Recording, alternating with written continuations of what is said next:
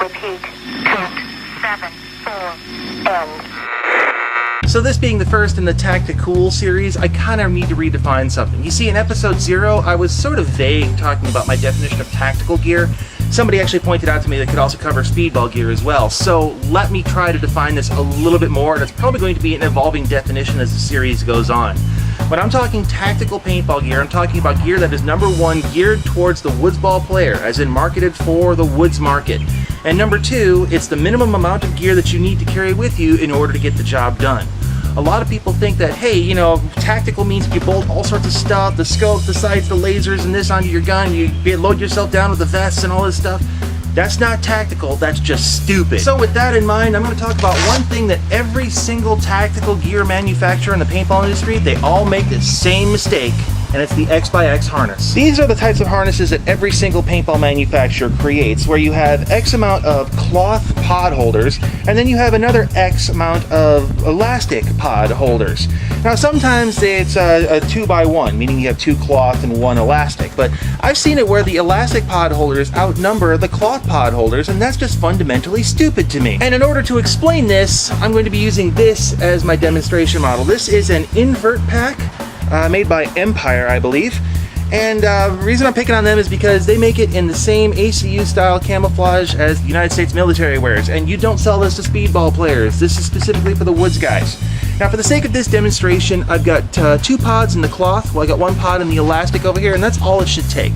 And I've got it right in the center here to give myself the biggest fighting chance in this one, and you'll see why in just a moment here. You're out playing a game of paintball, you're shooting at the guy, and you run out of paint. So you do what everybody else does. You reach back, grab a pod, whip it off. Now I'm going to take that one from the elastic because it goes nice and easy. One-handed pop it open, pour it into your gun, that's all fine. Now, what do you do with the pod? If you're playing a speedball game, you just drop the pod wherever you are because, well, that's just how speedball goes. You can go back and get it. But we're out here playing in the woods, and most woods players that I know of don't use brightly colored pods. So you drop a pod in the woods, good luck refinding it. And I don't know about you guys, but I'm not going to spend about $4 or $5 a game just so I can have disposable pods.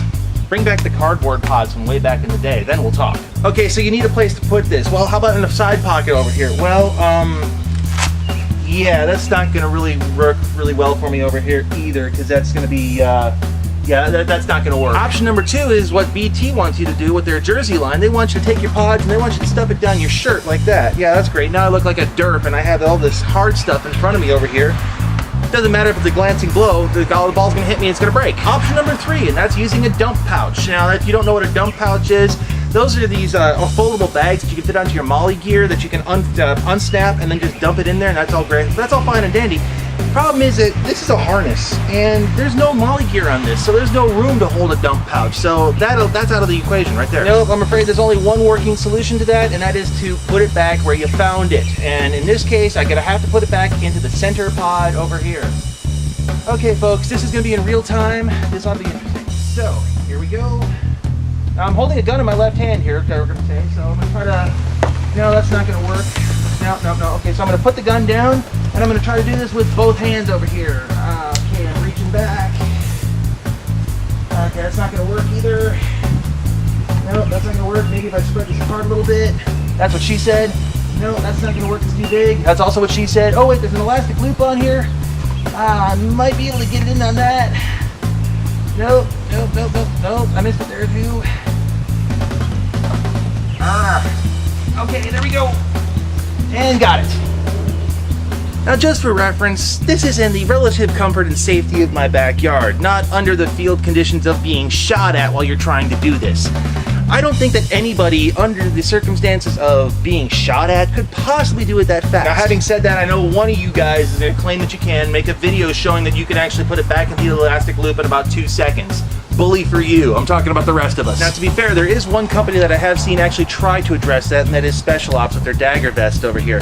You see, what they did, and I'm going to put this stuff away as I'm talking to you, what they did on their elastic loops is they put a plastic lining around the outside of them right over here that actually has somewhat of a vague shape of the pod.